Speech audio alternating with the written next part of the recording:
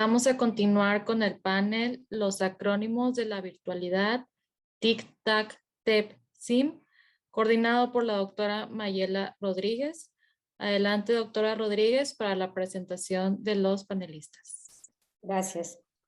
Miriam, continuando con nuestro programa, me da mucho gusto tener el honor de coordinar esta mañana en el marco de esta reunión extraordinaria del AMPEM, Modelos Disruptivos para la Educación Interprofesional en Salud. Hoy iniciamos este segundo bloque con la presentación del panel, Los acrónimos de la virtualidad.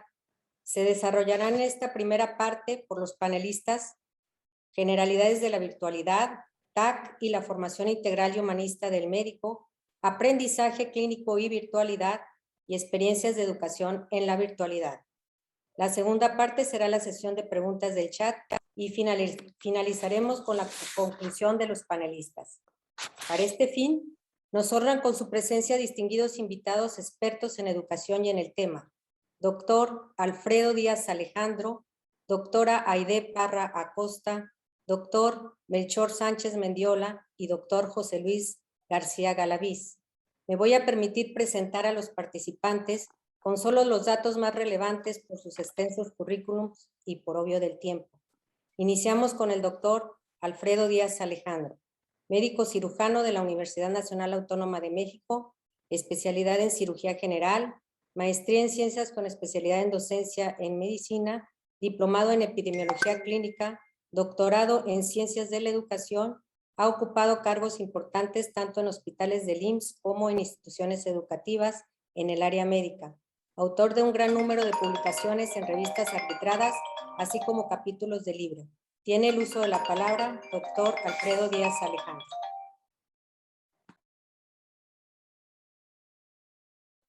Gracias, doctora Mayelas. Si me permiten compartir pantalla, por favor.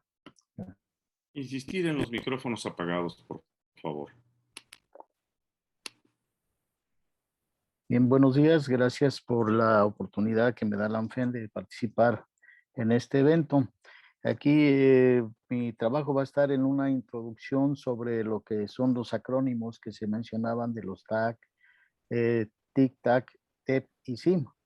Bien, para esto vamos a presentar primero que estamos hablando sobre en la actualidad, una sociedad aumentada que va a conducirse hacia una sociedad de la participación. Esta sociedad aumentada se ve incrementada por la aparición e incremento de las nuevas tecnologías, las cuales han modificado la manera de relacionarse de las personas a través de las redes como el Facebook, el Instagram, el WhatsApp, el Twitter, el Messenger, etcétera, y cómo estas tecnologías han influido en los procesos educativos.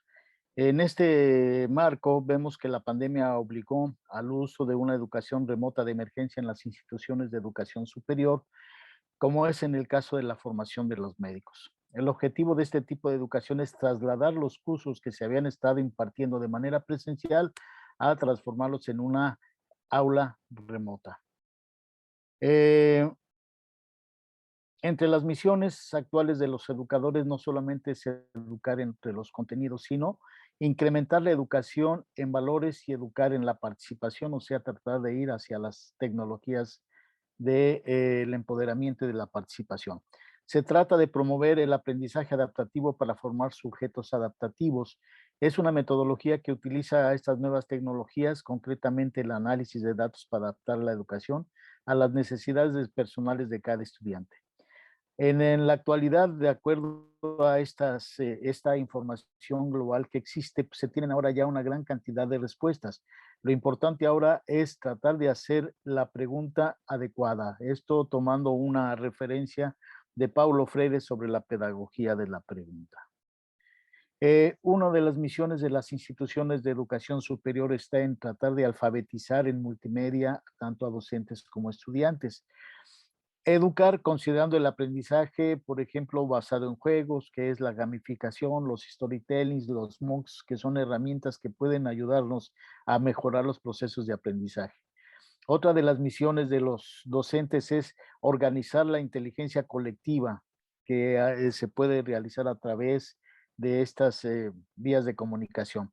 ¿Y cómo se puede hacer ese trabajo? Bueno, hay que respetar la diversidad de opinión de los educandos, sobre todo cuando se trabaja en aspectos multiprofesionales o interdisciplinarios con grupos diversos.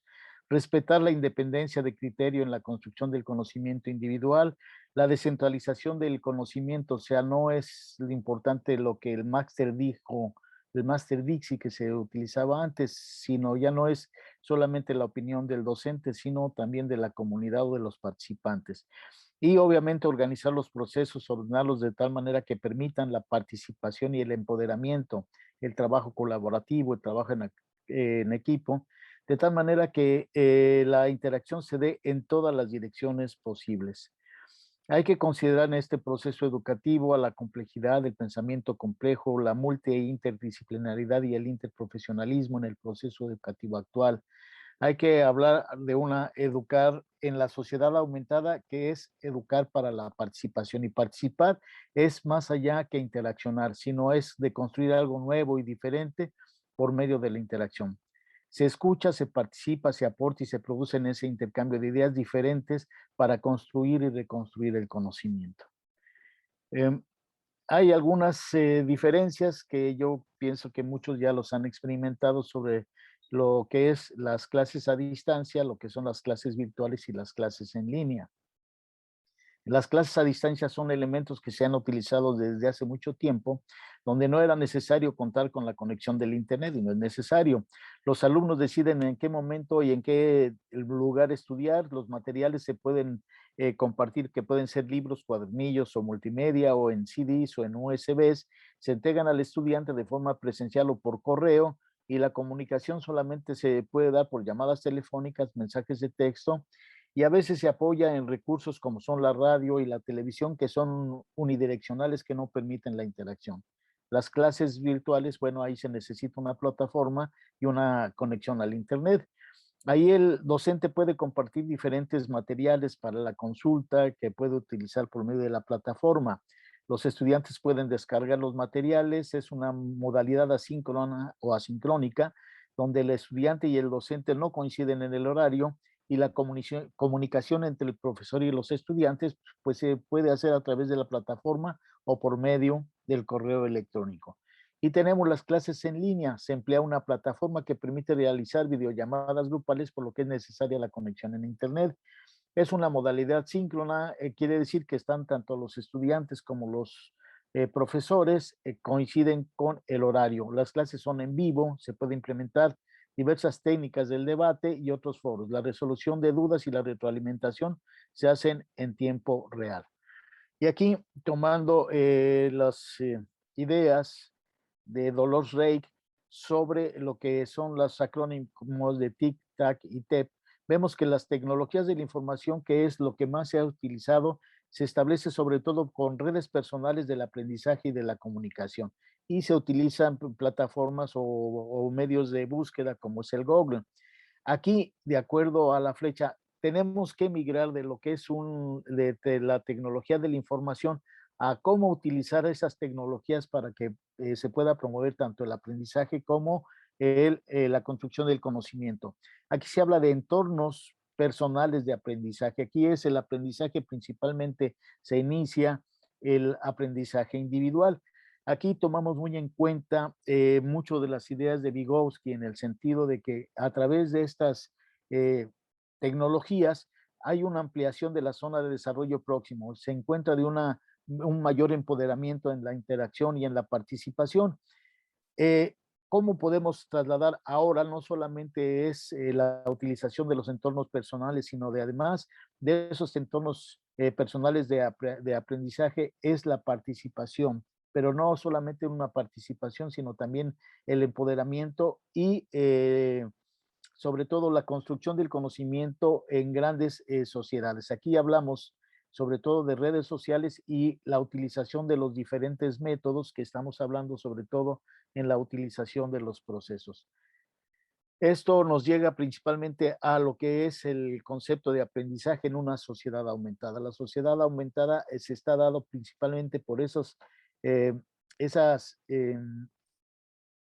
información y esa comunicación que se daba en base a las tecnologías. Se ha ampliado mucho, por lo tanto, mencionaba en una conferencia la doctora Dolores, en el sentido de que no hay un retroceso en cuanto a coeficiente intelectual, sino que al contrario se ha visto aumentado con el uso de estas mismas tecnologías. Y ya prácticamente para finalizar, un elemento que va a trabajar bastante bien el doctor García Galaviz está el área de la simulación. ¿Qué es la simulación? Es una propuesta educacional enfocada a mejorar la enseñanza y el aprendizaje de la medicina, con el objetivo final de lograr el desarrollo profesional de excelencia, centrado en la atención médica. Crea un ambiente donde el estudiante se siente confortable, se encuentra motivado, resuelve sus dudas, parte de roles que pueden ser desde simples hasta muy complejos, utiliza mucho el razonamiento clínico y toma de decisiones. Todas esas actividades se encuentran supervisadas y evaluadas, logrando finalmente que los estudiantes tomen el control de su propio aprendizaje. Ahora, la simulación no solamente es el uso de maniquís ni de tecnología de alta complejidad. También se puede hablar sobre todo presencia de pacientes simulados o pacientes estandarizados que se pueden utilizar a través de estos recursos. Esto prácticamente es una introducción. Los compañeros que me van a seguir, que continúan con el panel, van a ampliar sobre todo estos elementos de acuerdo a la experiencia. Muchas gracias, muy gentil. Gracias, Alfredo, por tu presentación, tu excelente presentación. A continuación presento a la doctora Aide Parra Acosta, doctora en Ciencias de la Educación, docente de tiempo completo, jefa de Departamento de Planeación e Innovación Educativa de la Universidad Autónoma de Chihuahua y coordinadora de la maestría en Formación Biomédica en la Facultad de Medicina y Ciencias Biomédicas, adscrita al PNPC de CONACYT. Es presidenta del Colegio de Doctores en Ciencias Ariel, miembro fundador del Consejo Académico de la Asociación Nacional de Escuelas y Facultades de Medicina ANFEM, socia del Consejo Mexicano de Investigación Educativa. Ha dirigido más de 40 tesis de licenciatura, maestría y doctorado. Ha publicado más de 30 artículos en diversas revistas indexadas y arbitradas. Es autora de 8 libros, coautora de 4 libros, coordinadora de 6 libros y autora de 16 capítulos de libro. Pertenece al SNI en el nivel 1. Doctora Parra, la escuchamos, por favor. Muchísimas gracias por esta presentación y voy a tener el gusto de presentar el tema de hoy, que tiene que ver con la formación médica a través de las TAC. Ya nos platicaba el doctor Melchor que nos encontramos en una situación en la cual no podemos dejarla atrás ni verla a través de un retrovisor. Y también se dijo que esta situación en la que estamos hoy, donde se conjuga toda la tecnología y sigue la pandemia, implica repensarnos como sujetos en un contexto de incertidumbre mundial y de cómo bajo estas condiciones nosotros necesitamos fortalecer la formación de los médicos y la tarea docente. Es así que tenemos que pensar en un nuevo perfil de egreso del médico. Un médico humanista preparado para enfrentar futuros inciertos, para rendir cuentas positivas y contribuir al bienestar social, con un pensamiento sistémico y con una visión de ciudadano planetario. Un emprendedor social que aplica la tecnología y herramientas digitales para prevenir y resolver problemas de salud complejos en escenarios diversos mediante actividades de docencia, investigación y servicio. ¿Cuáles serían entonces estos atributos de este perfil? Y esto realmente lo han dicho varios autores importantes, entre ellos el doctor Valdés, que es nuestro presidente de ANFEM, a quien le agradezco la oportunidad y al cuerpo académico de estar aquí. Los atributos es que es creativo, generativo y resolutivo.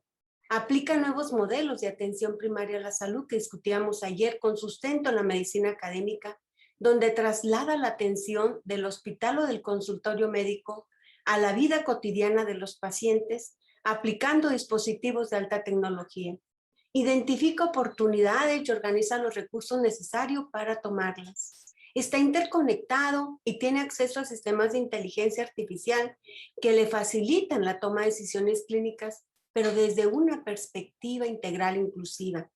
Utiliza la telemedicina o las consultas virtuales a través de un ordenador o tabletas para mejorar las condiciones, mantener la salud y el bienestar de los pacientes. Por lo tanto, pues participa en la solución de los problemas de salud complejos, como es el COVID, en escenarios inciertos de forma colaborativa, interprofesional, con idoneidad y compromiso ético. Es así que también manifiesta las competencias ético-humanistas de las cuales hemos hablado en otras ocasiones. Esto implica que nosotros tengamos que renovar la formación médica. Como decía también, no hay marcha atrás. Esta es la vía por la cual tenemos que irnos todos. Y bueno, una de las maneras de hacerlo que de antemano nos vimos obligados fue aplicando las TIC. Pero es muy diferente aplicar las TIC a aplicar las TAC. Aplicar las TAC implica aplicar las tecnologías para favorecer el aprendizaje y el conocimiento. Por lo tanto, el dar clases a distancia, clases en línea o clases virtuales no es garantía de que nosotros estemos aplicando las TAC. ¿Qué es lo que da garantía a esto?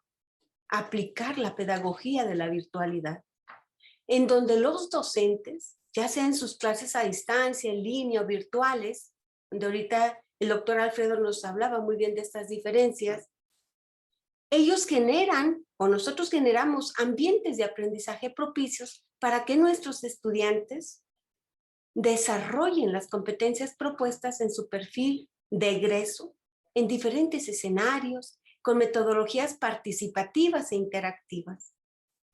Aplican simulación, telesimulación, telemedicina, pero con un acompañamiento y una realimentación. Hoy en día, gran parte de nuestros estudiantes aprenden solos en casa.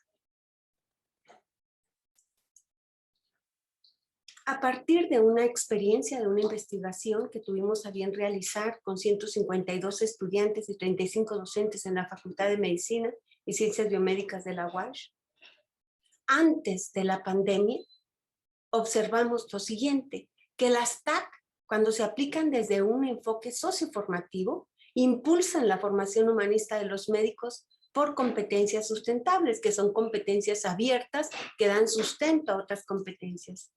Asimismo, la formación humanista se incrementa en un 80% al utilizar la educación virtual. La formación médica está a la vanguardia al romper barreras espaciotemporales, favorece la inclusión, es decir, la no discriminación. Es una herramienta necesaria para la gestión del conocimiento.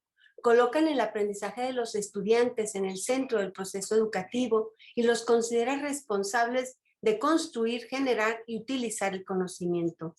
Define nuevos roles para las instituciones, docentes y estudiantes y contribuye a que los médicos desplieguen todo su potencial creativo, generativo, para contribuir al bienestar de los pacientes y sus familias. Entonces, esta formación médica innovada es aquella que promueva la formación integral y humanista, que contribuye al desarrollo de habilidades digitales, tecnológicas, a la aplicación de la nanotecnología e inteligencia artificial para que participen en problemas de salud complejos, centrados en las perspectivas del paciente con innovaciones inteligentes. Favorezca el desarrollo de habilidades clínicas en entornos alternativos. Y ya nos dimos cuenta que no solamente son los hospitales, entornos reales y seguros para estudiantes y pacientes, mediante el uso de la simulación, telesimulación y telemedicina, pero sobre todo que impulse la renovación de la práctica docente para el reemplazo de un proceso formativo tradicional por una educación híbrida que se desarrolle mediante la aplicación de las TIC, TAC, TEP y simulación para generar ambientes de aprendizaje colaborativos, autodirigidos que promuevan la creatividad, el emprendimiento y la innovación inteligente. Esto sería aplicando además la medicina académica, a través de la docencia, el servicio y la investigación. ¿Y qué lograríamos con ello? ¿Cuáles serían los beneficios que tendríamos con ello? Cuando nosotros aplicamos una docencia y un servicio que se ajusta precisamente orientado a la atención primaria, a la salud, nosotros estamos promoviendo una salud participativa, una salud ajustada a las necesidades actuales y futuras de la sociedad. ¿Y qué pasaría si nosotros además lo aplicamos a través de la salud 4.0, pero con un compromiso ético, con una responsabilidad ética? Aplicamos la inteligencia artificial, la robótica y la telemedicina.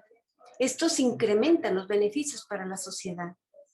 Asimismo, nos llevaría el servicio y la investigación a atender problemas de salud complejos y emergentes de forma sistemática y colaborativa, a hacer investigación de todo tipo, pero además, para esto es indispensable la docencia a través de modelos pedagógicos flexibles y pertinentes que apliquen las TAC con la simulación clínica y demás, que ya lo hemos dicho en contextos híbridos, pero que favorezcan, y ahorita también lo dijeron, la evaluación formativa y que esta docencia sea flexible y equitativa.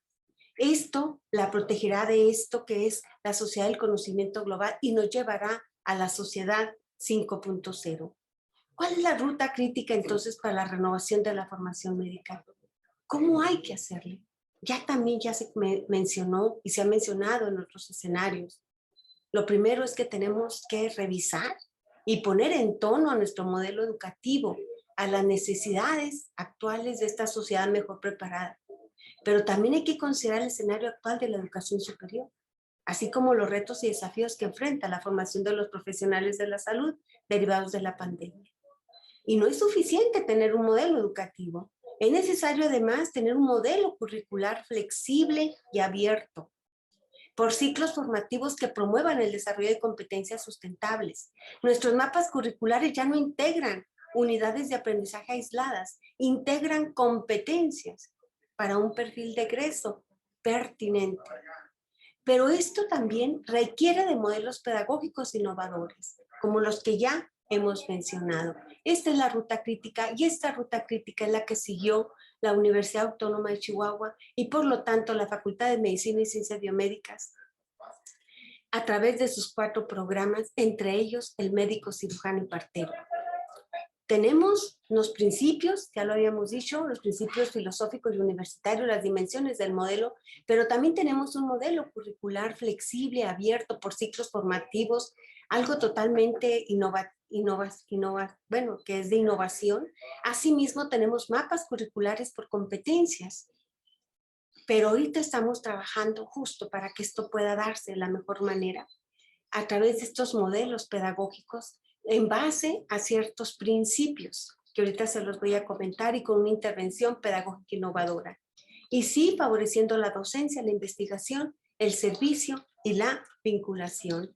Estos son los principios pedagógicos que ahorita nosotros estamos apostándole y claro, a través de un programa de fortalecimiento docente.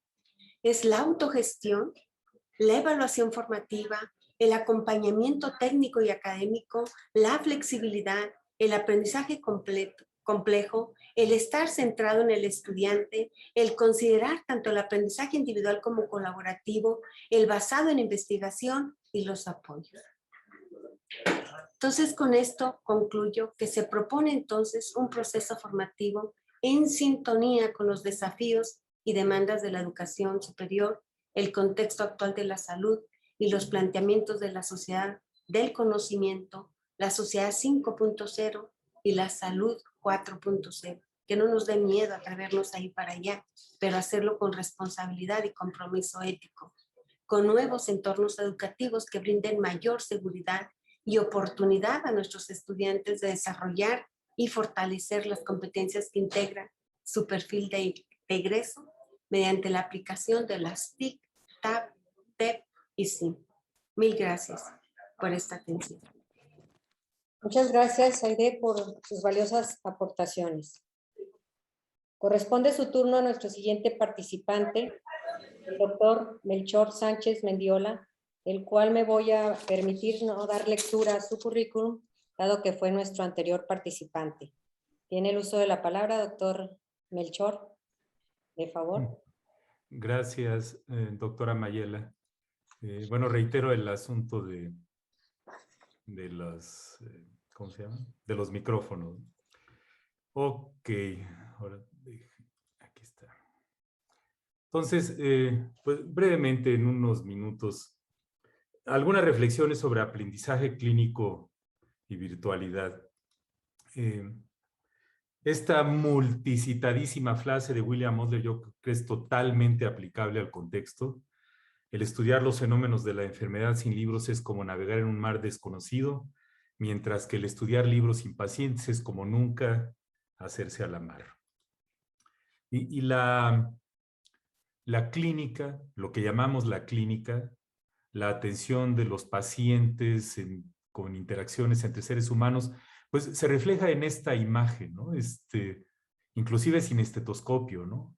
El profesor está aquí teniendo cero sana distancia con la paciente y todos los estudiantes, para variar en esa época, puros hombres, aunque si ven a los estudiantes que están en la derecha, cambien su libretita por un celular y ve uno imagen similar a lo que vivimos actualmente. El hecho, pues, es que esta cercanía con la cama del paciente se ha convertido actualmente en algo hasta peligroso. Ya ven, antier salió que Amazon va a poner Alexas para la atención de la salud en las habitaciones de los pacientes para que los médicos y enfermeras no tengan que entrar tanto al cuarto por todo cómo ha cambiado, pues, la vida, ¿no? La enseñanza clínica tiene una serie de retos que no son nuevos y que los reitero porque son totalmente vigentes con y sin pandemia. Las presiones de tiempo, las exigencias múltiples clínicas administrativas de investigación y docencia, en los cuales siempre las clínicas toman el asiento de adelante, por decirlo de alguna manera.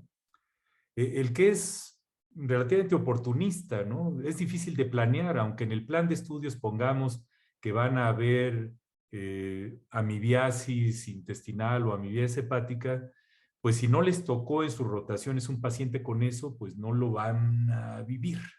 Entonces hay un enorme componente de serendipia y oportunismo en el aprendizaje de la clínica.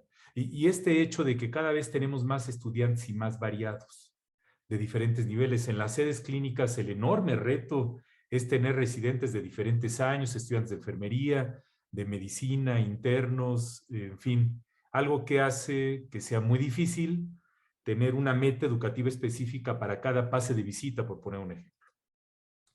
Los pacientes, pues no tan cooperadores, y el hecho de que haya menos pacientes, somos más seres humanos, pero en los hospitales, o por lo menos en las instituciones de salud, las estancias son más cortas y los pacientes están más enfermos, con más comorbilidades.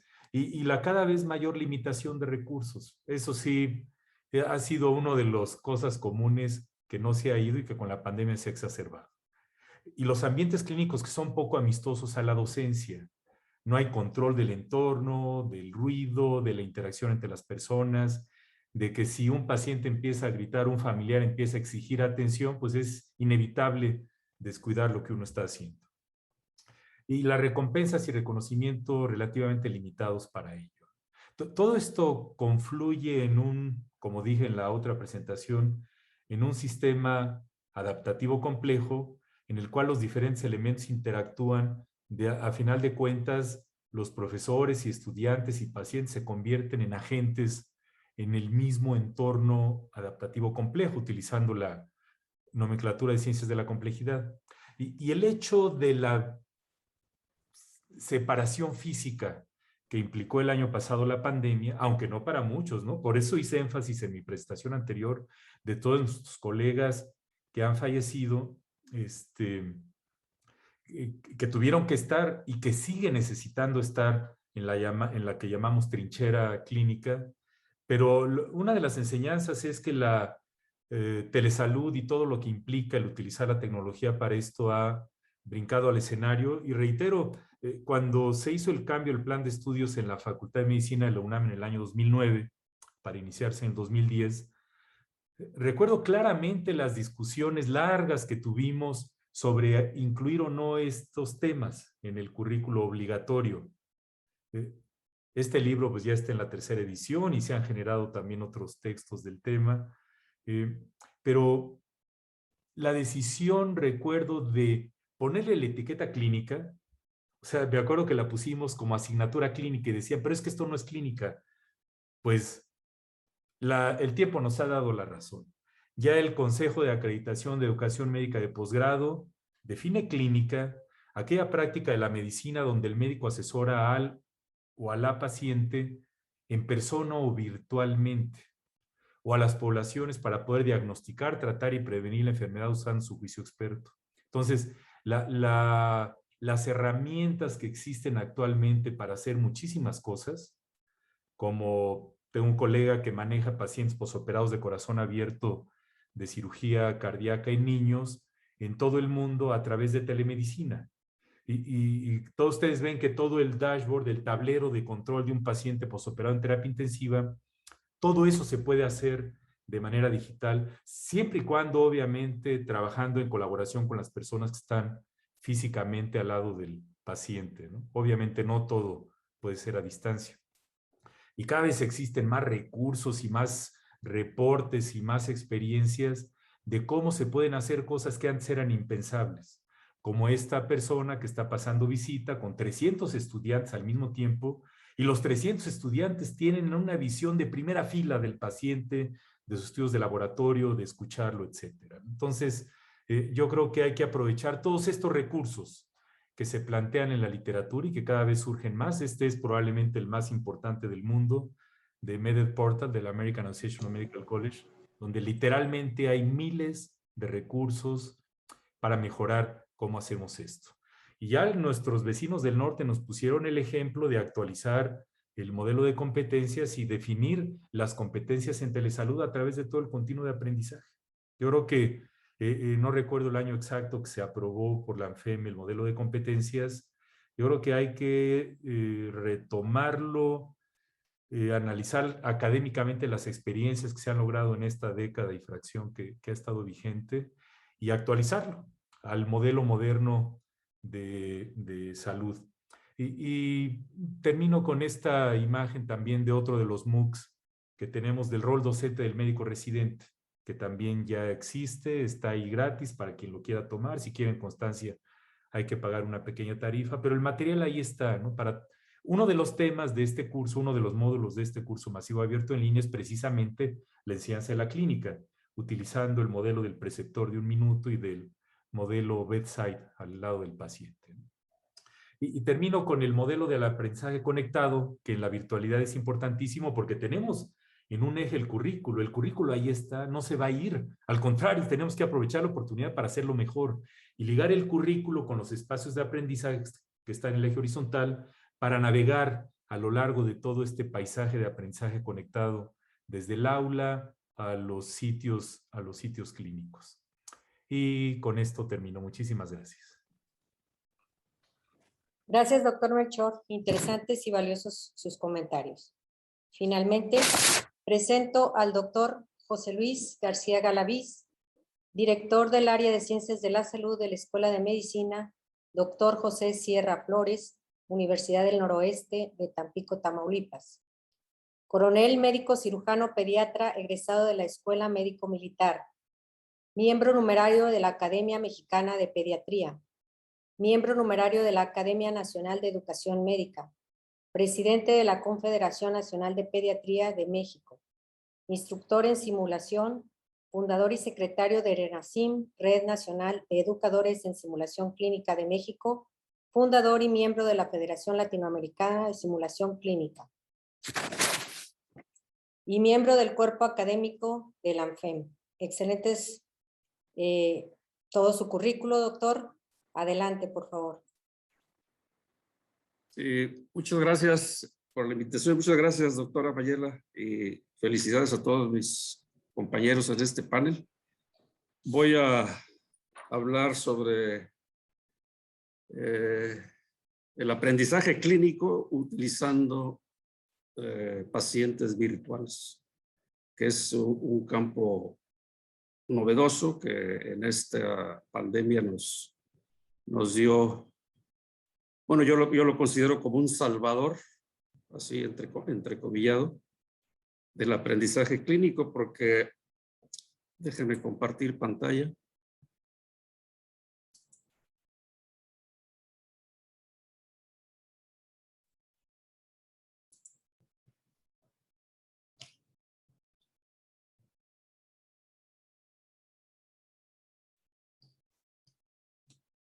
Sí, ya está, ya se ve, ¿verdad? Perdón, la voy a dejar porque tengo que ponerle un poco sonido. No sé si se pueda. Acá está. Bueno, el aprendizaje de las competencias clínicas, como estábamos platicando, desde mi punto de vista, fue uno de los ejes curriculares más afectados durante este grave problema de salud pública, ya que echó por tierra todos los currículos innovadores que estábamos diseñando o que se diseñaron en muchas facultades y escuelas de medicina, ya que más del 50% y en algunos casos hasta 60 o 70% del aprendizaje de nuestros alumnos depende del modelo educativo basado en el aprendizaje clínico. La simulación en todas sus formas ha sido un gran apoyo para mitigar este déficit en el aprendizaje clínico. Antes de la pandemia, y sí quiero enfatizarlo, la simulación como estrategia educativa en nuestro país tuvo un crecimiento muy lento, fue caminando paso a paso.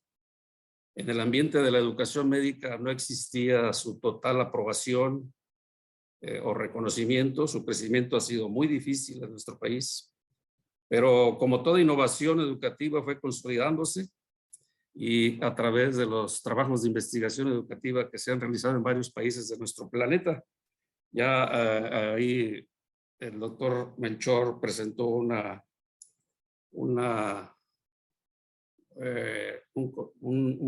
lámina donde mencionaba que el 20% de los artículos en educación son de simulación.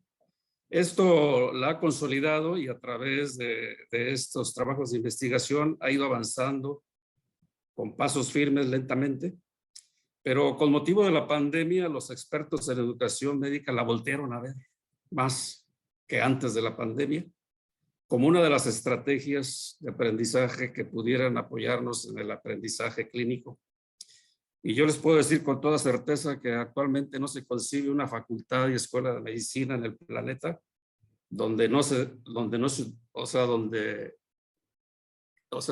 concibe una facultad o escuela de medicina que no tenga dentro de sus estrategias educativas a la simulación médica.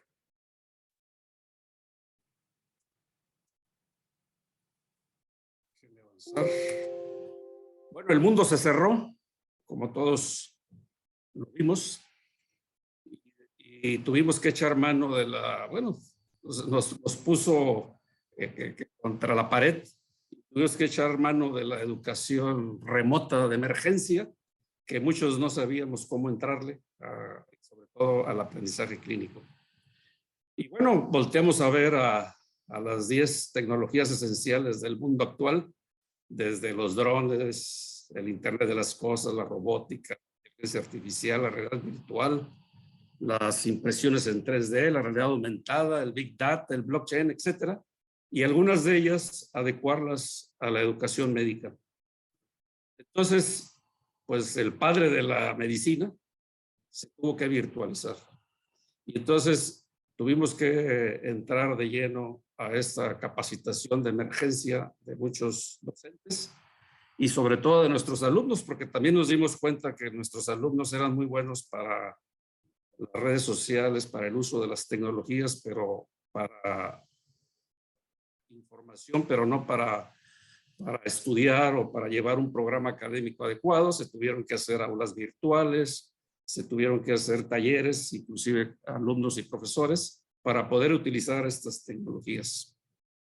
Esta diapositiva, bueno, esta foto nos la compartió en un chat que tenemos en el cuerpo académico el doctor Melchor Sánchez Mendiola, que ejemplifica muy bien, ¿no?, la virtualidad de cómo cambió el mundo. Esta foto que estos alumnos la recrearon de cómo ven actualmente la medicina y la virtualidad. Les voy a pasar este video porque nosotros estamos ligados a la aviación.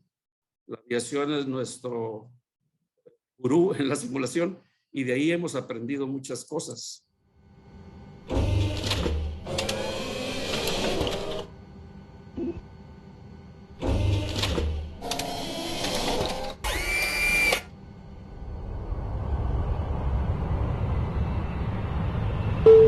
Good afternoon, dear passengers. This is your captain speaking. On behalf of the flight crew, let me welcome you aboard COVID Airlines, a member of the 10-Star Alliance and the #1 choice in 2020. To our loyal passengers in the economy class, we hope you're enjoying our new upgrade, the social distancing seat, which is designed to provide you comfort and safety as we fly you across continents. Please keep your seatbelts fastened and your masks on at all times. For extra safety and security, the cabin crew will be coming around in about 15 minutes time to offer you additional masks and hand sanitizers at a 10% discount. Due to governmental regulations and safety concerns, the meal has been replaced with vitamin D pills to boost your immune system and reduce the risk of coronavirus transmission on board of our flight. I'll talk to you again before we reach our destination. Until then, sit back, relax, and enjoy our flight.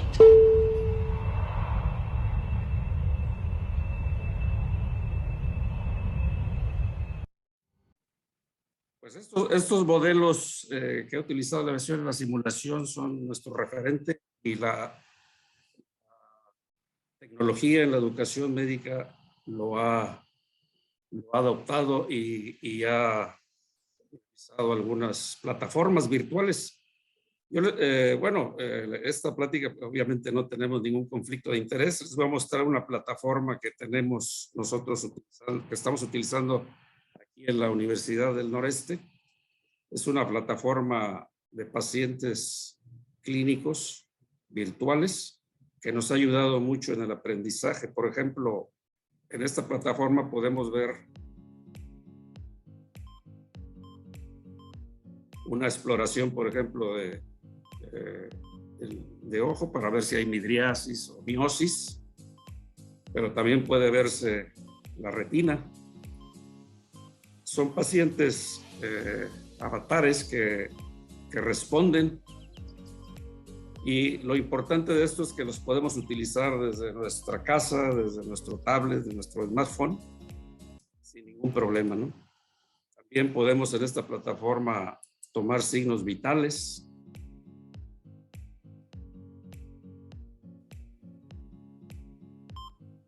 Tiene sus monitores.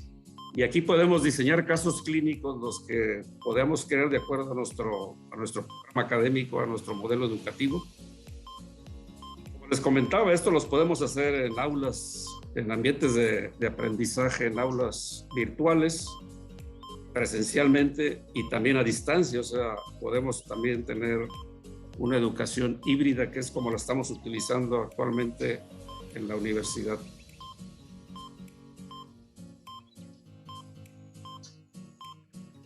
Se pueden tomar signos vitales, presión arterial, algunos estudios de laboratorio, se puede hacer auscultación, pero lo más importante es el diseño de los escenarios clínicos.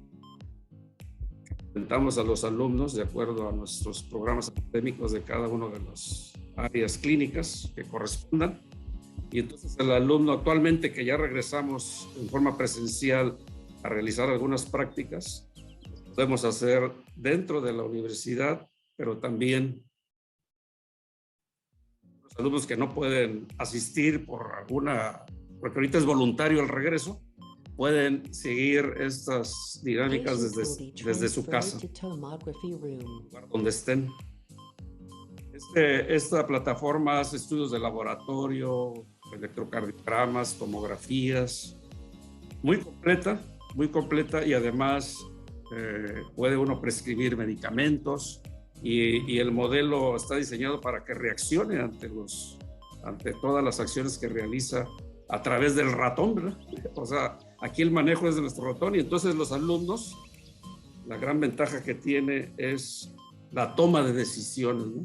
el trabajo en equipo y sobre todo nuestros alumnos no están perdiendo esa oportunidad de aprender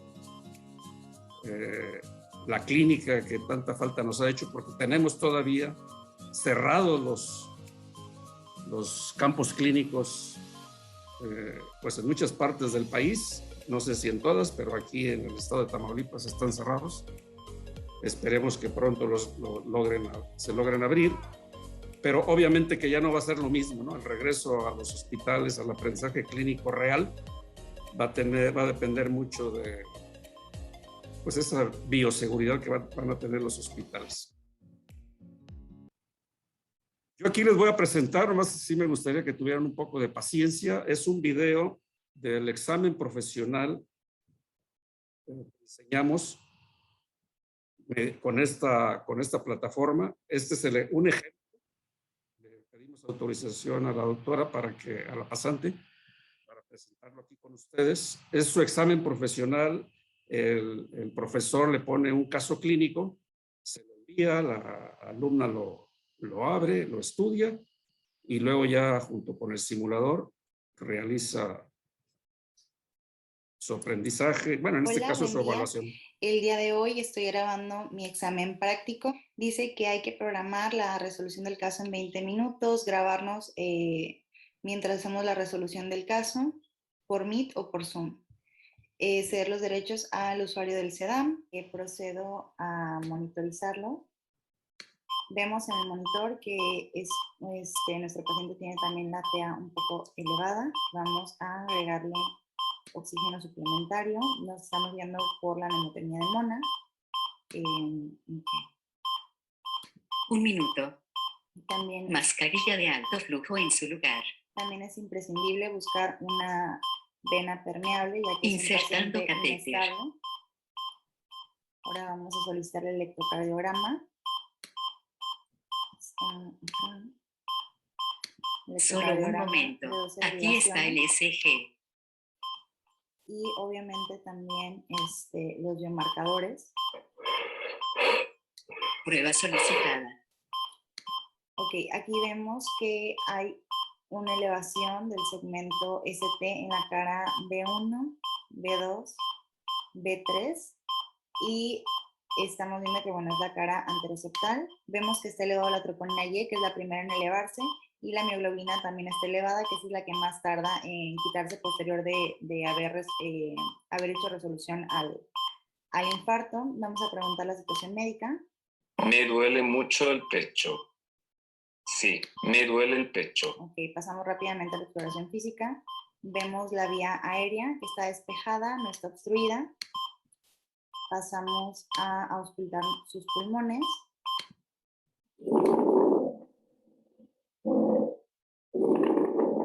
Se escuchan crepitantes. Ahora vamos a la circulación.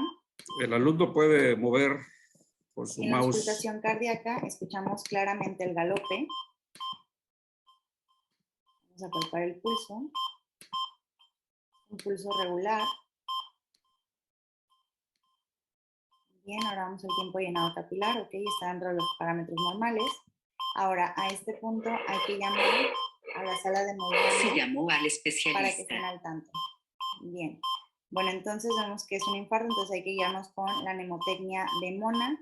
También vemos que está teniendo una crisis hipertensiva, sería una emergencia hipertensiva, porque porque tiene un daño al órgano blanco y la TA, o sea, sube y baja, entonces está inconstante. Entonces, con lo primero que vamos a iniciar es, ya le suministramos el oxígeno, entonces vamos ahora con la morfina. Vamos a poner una inyección en bolo de 3 miligramos. Posterior a esto, vamos a agregar morfina igual, pero en este caso será subcutáneo. Una vez que se pasó la primera dosis de 3 miligramos, también subcutáneo. Después de esto hay que tener listo nuestro vasodilatador, que sabemos que va a ser la nitroglicerina. Y vamos a pasar la primera dosis oral de 0.6 miligramos y una segunda dosis en infusión. Segunda dosis en infusión. que es de 40 microgramos. Okay. Posterior a esto, vamos a la aspirina o el ácido acetil salicílico, que vamos a utilizar la dosis tope. Ahora vamos a nuestro antiagregante plaquetario, que es una piedra angular en el tratamiento, que en este caso están como antiplaquetarios, y vamos a utilizar el clopidogrel,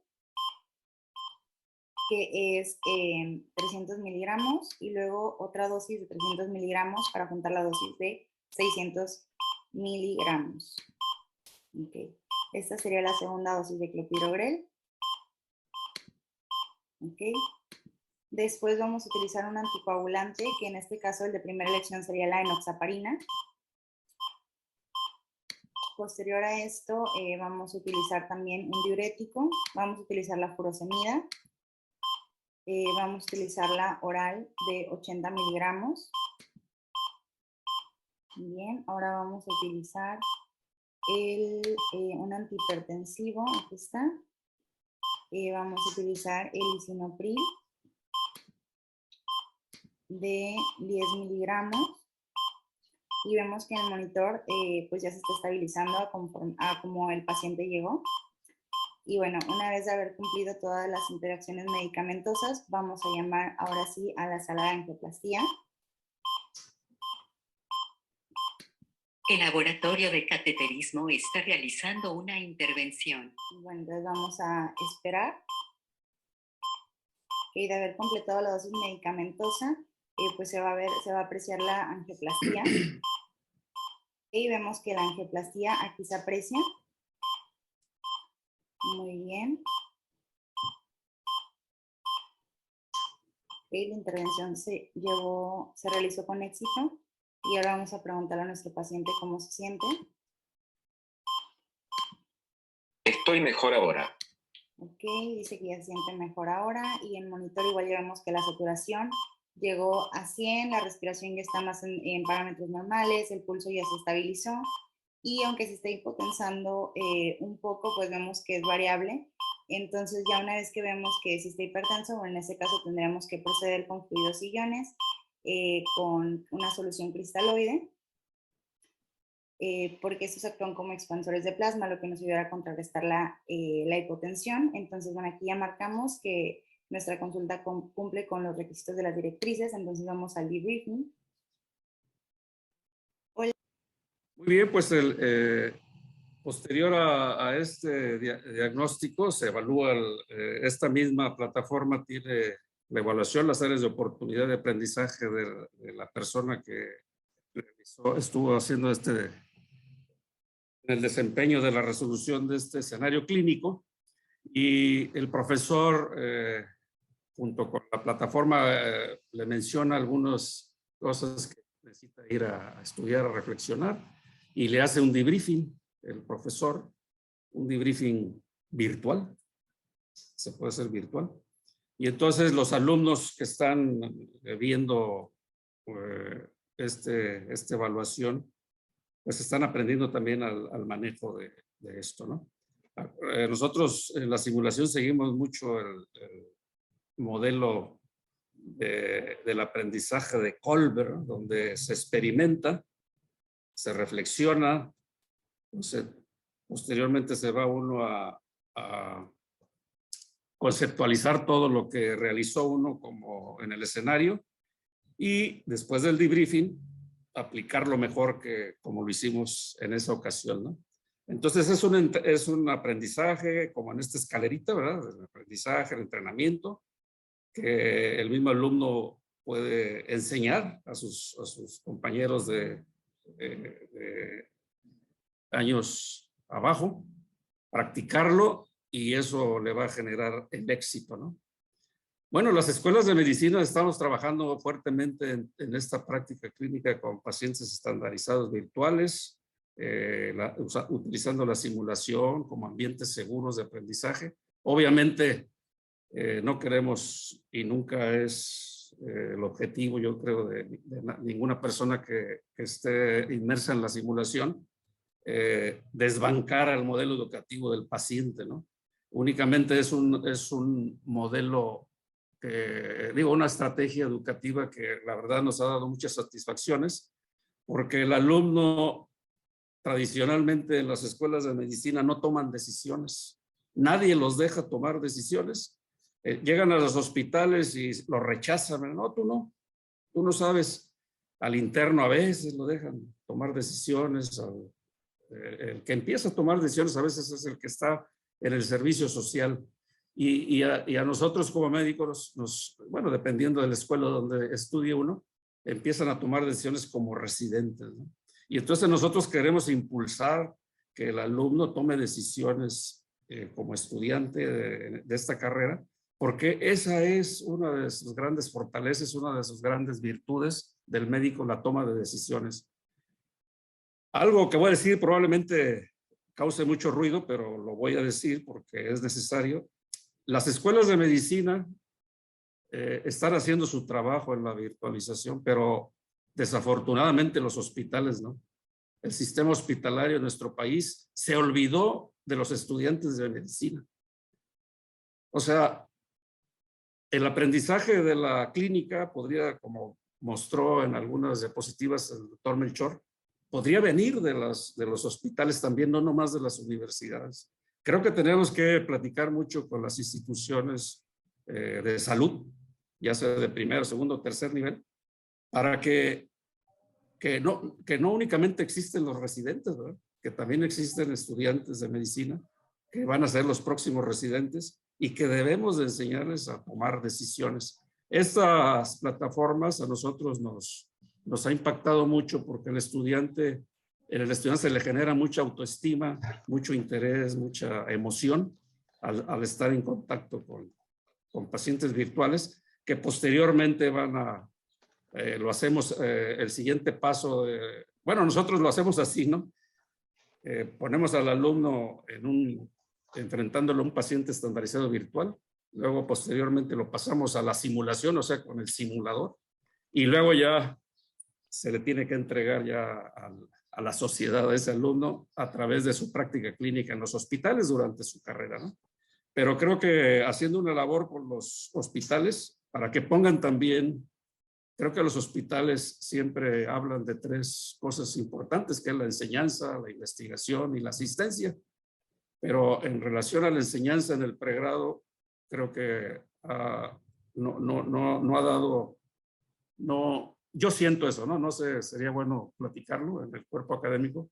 Yo creo que no ha tomado su papel correspondiente en esta pandemia, ¿no?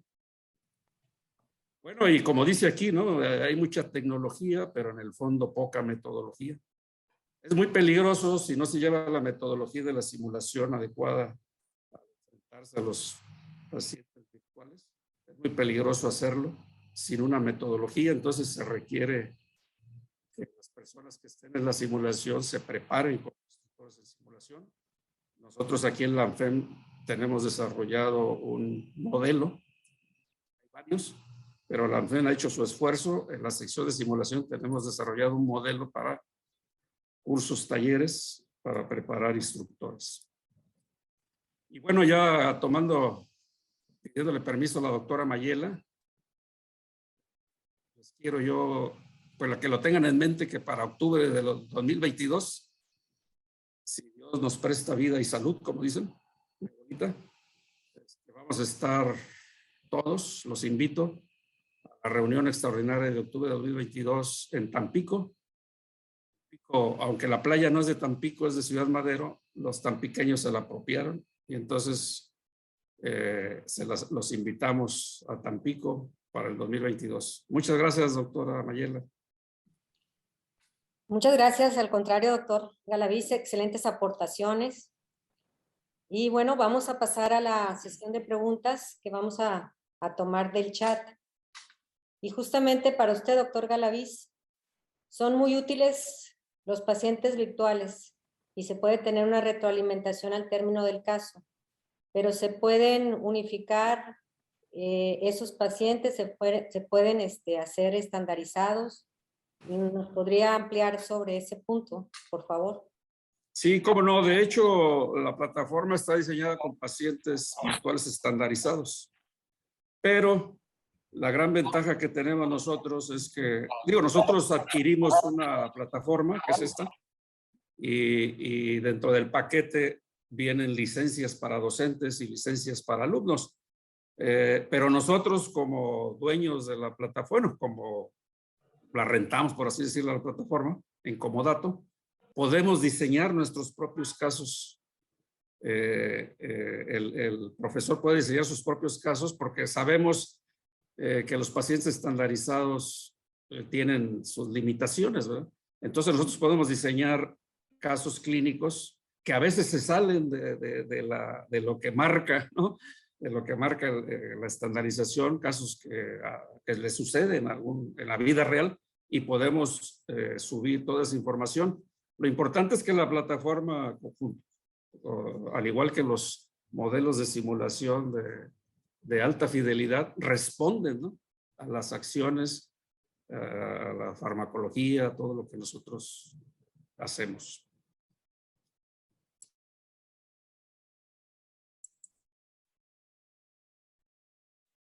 Sí, doctora.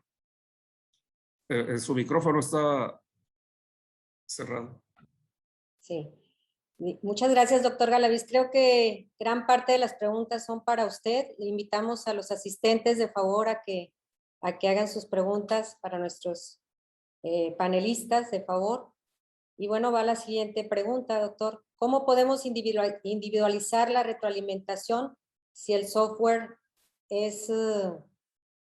Alguien entró y no pude terminar de leer. Doctora López Becerril, ¿podría dejar de compartir la pantalla?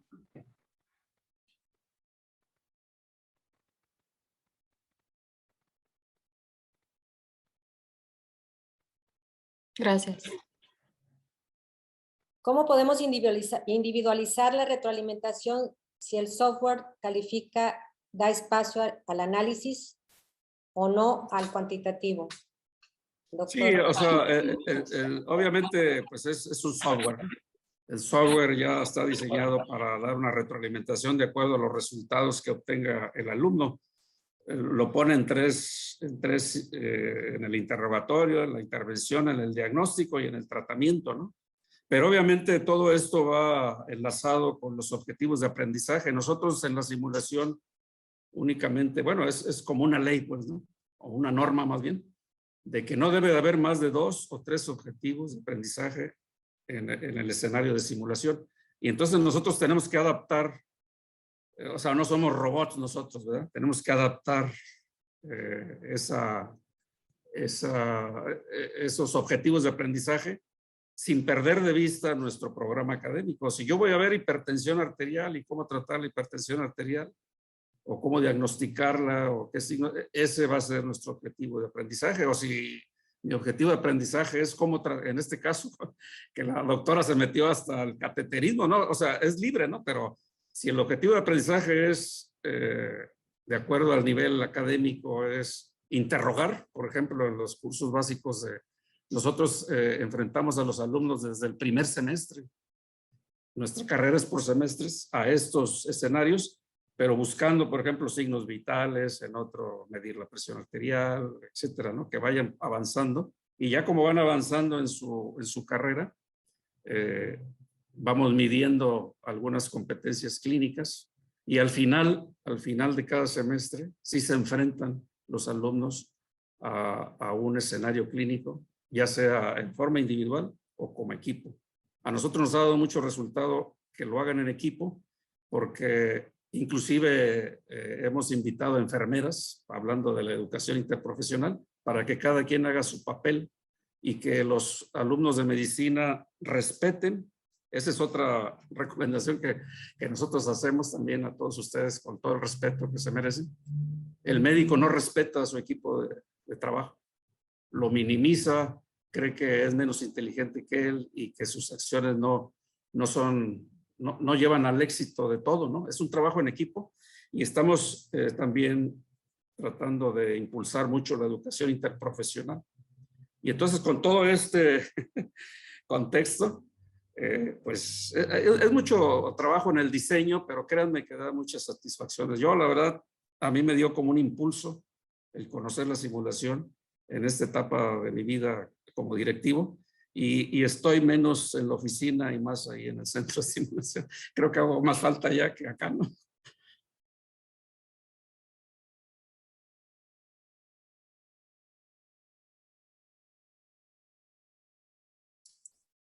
El micrófono, doctora. Perdón.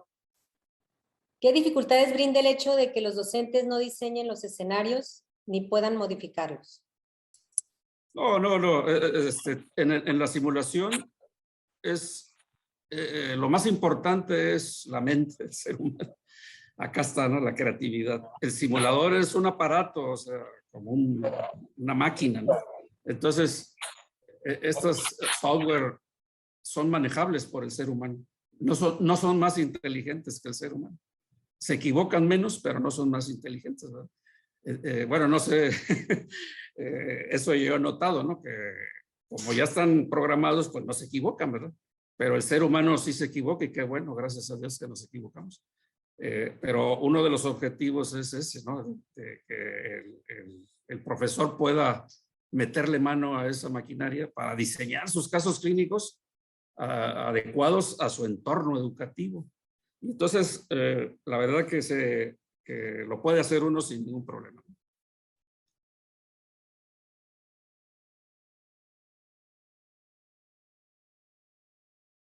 Doctora Mayela, su micrófono. Es que me lo cierran. Por favor, no me lo cierren. Lo dejo abierto y me lo cierran. Bien. ¿Cuáles serían las mejores formas de evaluar las competencias clínicas? Pues esa pregunta creo que es para el doctor Melchor. Es. Doctor Melchor.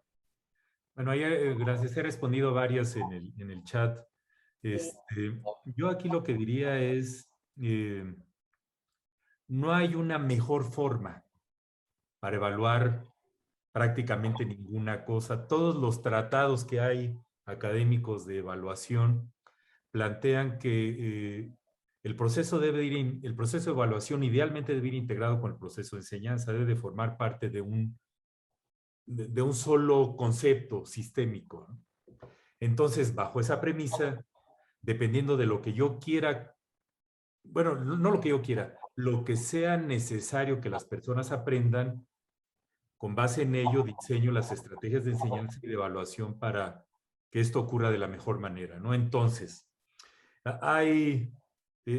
depende si hablamos de competencia como un constructo global genérico, competencia clínica, en el concepto holístico, o competencias, hablando de una competencia en particular, como profesionalismo, liderazgo, en fin, cualquiera de ellas, ¿no?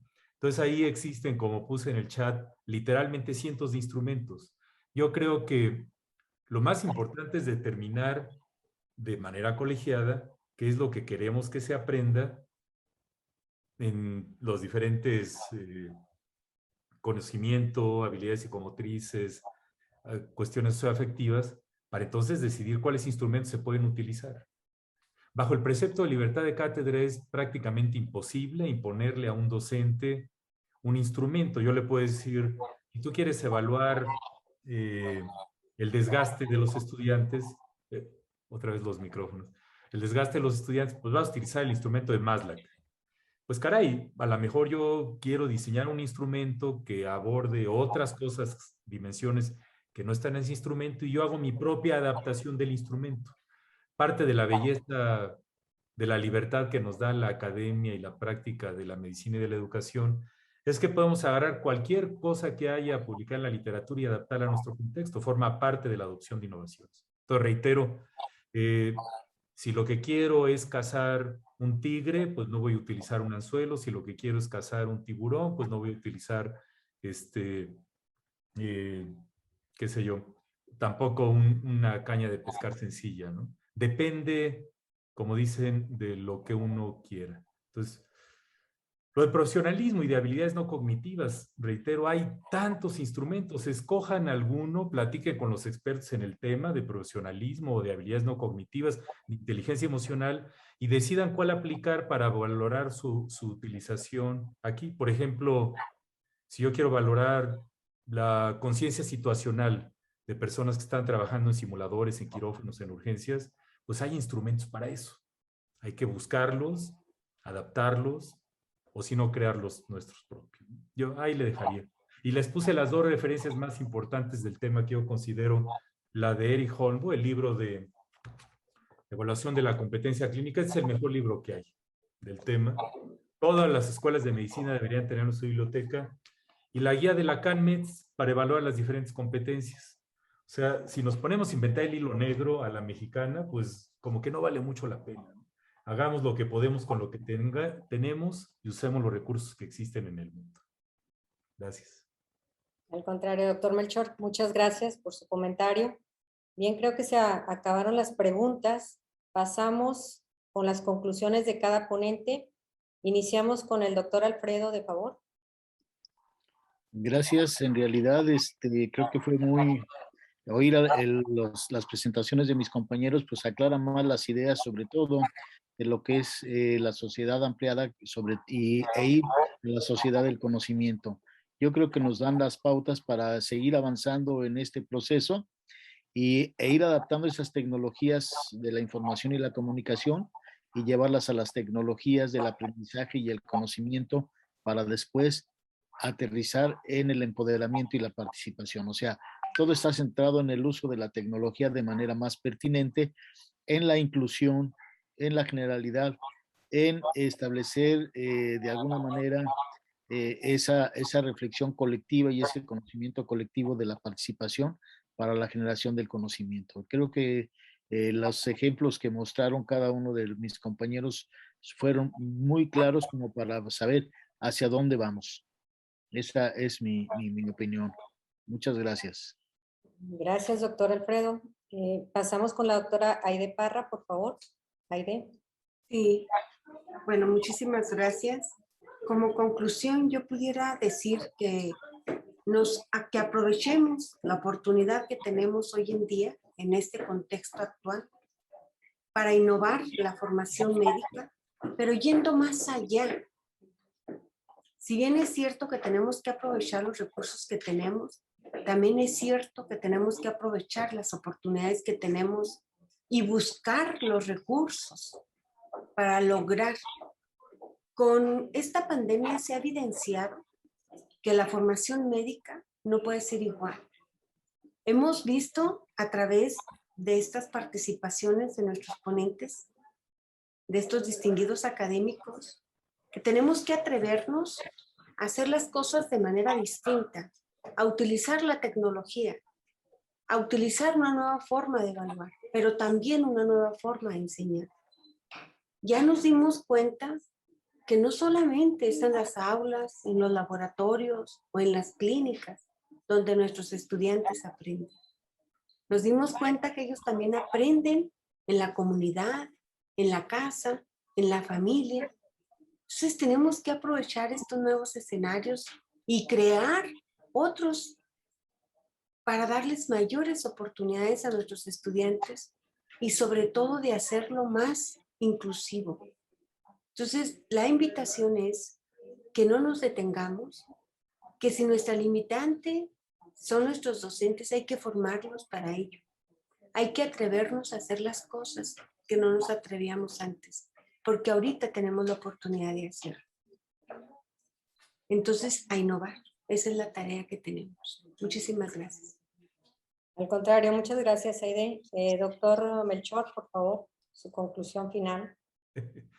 Yo lo que diría es que le demos el valor a la educación que realmente debe de tener, ¿no? Ya ven lo que dijo Nelson Mandela, todo mundo habla de que la educación es la única manera de salir adelante, pero siempre a la hora de la repartición de recursos y de contratar personas para que cubran espacios en nuestras instituciones, tendemos a desdeñar la parte académica de la educación y en consecuencia de la evaluación. Yo creo que ya es momento de dejar atrás esta dicotomía absurda de lo presencial y lo virtual, porque ahorita todos vivimos en esta fusión, y vean a todos los jóvenes, a todos nuestros estudiantes, nuestros hijos, en fin, toda la fusión de la tecnología ya se convirtió en parte de nuestro paisaje. Entonces yo creo que debemos de dejar de hablar de esto, de diferenciar lo real de lo virtual, sin minimizar la importancia, obviamente, de lo presencial cara a cara, pero tomar lo mejor de los dos mundos. En lugar de seguirnos diciendo, es que esto no se puede hacer, pues preguntémonos que sí se puede hacer. Y la pandemia nos enseñó que muchísimas cosas se pueden hacer, inclusive mejor, utilizando la tecnología que sin la tecnología. Y la tecnología sigue siendo una herramienta, tiene su lado oscuro. Ya ven esto del metaverso de este hombre de Facebook. Sí, se le ponen uno los pelos de punta con todo el daño que le han hecho a la humanidad. Pero pues como todas las herramientas que tenemos como especie, yo creo que hay que usarlas para bien. Y nosotros estamos metidos en ciencias de la salud, que forma parte de nuestra esencia, el prevenir, el curar, el sanar, el apoyar, el desarrollar. Yo creo que es importantísimo. Desarrollarnos nosotros mismos. Es muy fácil decir, es que tienen que evaluar y también nosotros, ¿no? Yo creo que parte del reto es desarrollar la actitud reflexiva de, bueno, ¿y yo qué voy a hacer? Y más ahora, ¿no? Sí, escucho. Cuidado ahí con el micrófono. Si no es que sinceramente, y se los digo ahorita que llevamos ya más de año y medio con esto, si no es ahora, ¿cuándo diablos vamos a cambiar, man? ¿A poco nos sintieron horrible de ver hoy en las noticias a esa médica amarrada en una silla siendo víctima de maltrato? Caray, ya. Entonces, cada uno de nosotros en su contexto, su granito de arena, su aportación y lo que tengamos que hacer para tener una visión más sistémica y humana de todo esto y utilizar y recoger la evidencia que está generando. El año pasado teníamos el pretexto de la urgencia y de que nos moríamos, en fin, todavía está grave la cosa, pero no se ha resuelto. Pero ahorita ya estamos en el momento que está explotando la literatura académica mundial y en educación superior en general y en educación en profesiones de la salud, de cosas que podemos hacer y que debemos hacer. Y una de ellas, reitero, es el dejar atrás la dicotomía de educación en línea versus presencial y más bien combinarlas en algo que algunos autores prefieren llamarle ya network learning, ¿no? Aprendizaje en red. Y desarrollar las comunidades de aprendizaje que se requieren para utilizar bien la simulación, la evaluación de competencias, cómo hacer exámenes de opción múltiple mejores, etcétera. Porque si seguimos haciendo exámenes de opción múltiple, igual de chafas que los hacíamos antes de la pandemia, no tenemos perdón de Dios. Ahora sí que, bueno, ahí le dejo. Entonces, yo sinceramente seguir echándole ganas, cuídense y pues adelante con todas nuestras tareas individuales e institucionales. Gracias, doctor Melchor. Doctor García Galaviz, por favor. Sí, muchas gracias, doctora Mayela. Pues reflexionar, ¿verdad?, acerca de lo que estamos haciendo y lo que debemos de hacer. Nosotros en la simulación, en la simulación nos cambian la manera, así como cambiaron aquellos cursos del ATLS y PHTLS, te cambia la manera de actuar, porque reflexiona uno de lo que está haciendo y le enseña uno al alumno a reflexionar. Eso es importantísimo, ¿no? En todas nuestras acciones, reflexionarlas, el famoso debriefing, que debería de utilizarse en los hospitales, en algunos lo hacen, obviamente, en algunas instituciones, el debriefing clínico. Es una de las grandes aportaciones de la simulación, recordarnos que cada acción que hagamos la debemos de reflexionar, fundamentar para hacerla mejor después. Como todas las cuestiones en la educación médica, también la simulación nació para, en términos generales, para disminuir el error médico y mejorar la seguridad de la atención de los pacientes. También debemos de reflexionar acerca de las aulas tradicionales. Creo que ya no deben de existir las aulas tradicionales. Alguna vez escuché en algún evento que fui ahí en Boston, ahí que visité ahí en Harvard, uno de nuestros, de los mentores ahí dijo que las universidades, así como están diseñadas, van a ser grandes hoteles en el futuro. Él decía hace 5 o 6 años, ¿no? Entonces, dice, ni un ladrillo más, por favor.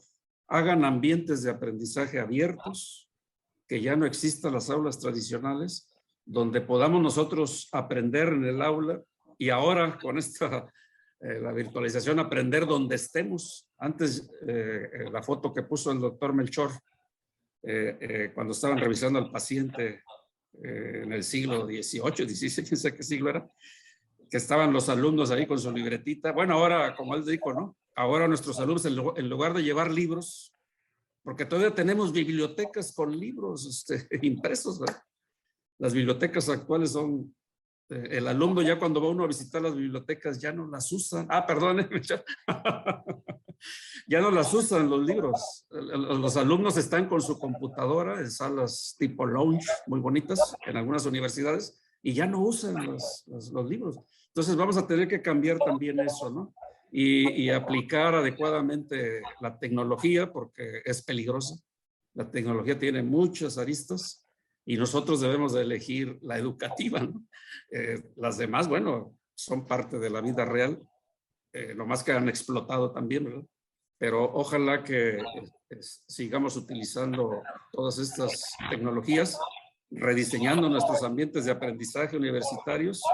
Y yo lo vuelvo a reiterar, ojalá que los hospitales se unan a esta lucha de las universidades para que también utilicen la tecnología para el aprendizaje remoto a sus residentes, internos, alumnos. Muchas gracias. Muchas gracias, doctor Galaviz. Sin duda, importantes aportaciones de nuestros distinguidos ponentes. La naturaleza y estructura de las universidades será híbrida. Estarán abiertos como espacios físicos, virtuales y sociales. Trabajarán construyendo ecologías para el aprendizaje de gran dinamismo. En el futuro, esto implicará que los entornos de aprendizaje e investigación físicos y digitales deben diseñarse de manera holística e integrada para adaptarse a las diferentes necesidades de una comunidad universitaria diversa y permitir enfoques innovadores. Agradecemos la participación de todos ustedes y queda abierta la invitación a que continuemos trabajando colaborativamente en redes y compartir experiencias y avances. De mi parte y de todos ustedes, agradecerles y muchas gracias. Muchas gracias por su presencia y muchas gracias a los ponentes, distinguidos ponentes que tuvimos en esta mañana. Gracias.